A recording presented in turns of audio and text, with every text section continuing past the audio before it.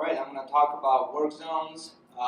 One of the things that we've done with work zones is actually take different sets of data, looking at probe vehicle data, incident data, and work zone data to figure out, as well as ITS equipment data, to see if we can do a better job of monitoring and managing mobility and safety of work zones. So we built a work zone dashboard. It looks a little bit like this. It consists of several panes. You have an overview list of all of the work zones in the region. That can be a state or multiple states. Critical work zones, map, and user delay.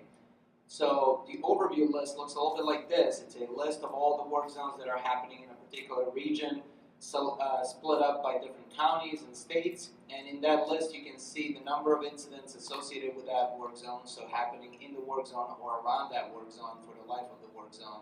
You can look at the delay information, so it shows you queues that may have existed in that work zone, the minimum and maximum queue for each one of the work zones, as well as user delay cost associated with each one of these work zones.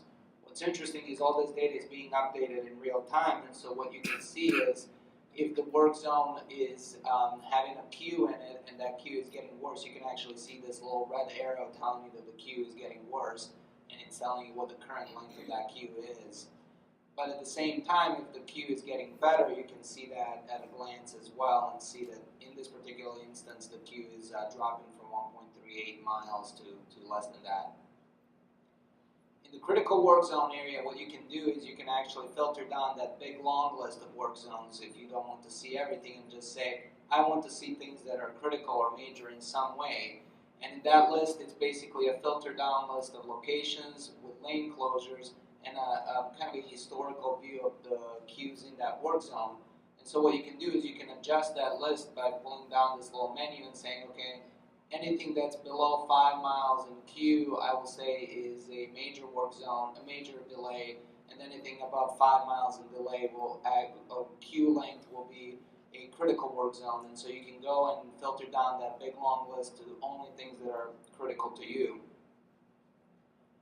And you have the user delay cost. This is the user delay cost associated with that entire region. So it's split up by corridors and time of the week. So it looks at previous week of the of data, and each cell represents total user delay cost for that corridor for that particular day, and then aggregated over all of the corridors for a day or a grand total for the entire location for the entire time period. And you can adjust the measures that you're looking at as well as the corridors you're interested in. Finally, you can see the map, and on the map you can see the location of all the work zones as well as probe vehicle data, dynamic message signs, and other levels of information that may be contributing to the delays.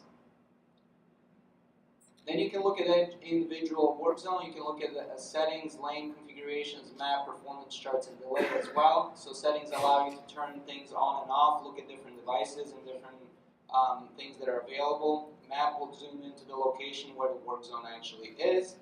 And then the lane profile will give you ability to see how each segment is performing in that location. So red tells you that the speeds are dropping there compared to the historical average or absolute drops. This is the location of the work zone with speed limits. You can also look at information coming out of CCTV that might be located in that particular area, as well as lane closures and queues that are building up, and potential other work zones or incidents happening in the region. You can look at different types of metrics. In this case, we're looking at things like travel time or speed through work zone, comparing it to the last 7 days in these mini graphs. And as you hover over this measure, you can see the same time of day for previous days and see if this is a normal delay or normal occurrence, or if it's something specific to this particular day. You can look at the work zone, upstream and downstream from work zone, different distances, opposing direction of the work zone, and so on. And you can adjust that all with the settings. And finally, you can look at the individual work zone user delay cost that's broken down by 4-hour increments throughout the day for each day of the week in the previous week, and it'll tell you exactly the same information for that particular work zone. Finally, you don't want to be staring at this at all times, so you can get alerted by text messages and emails and select a bunch of different parameters to alert you when something is happening.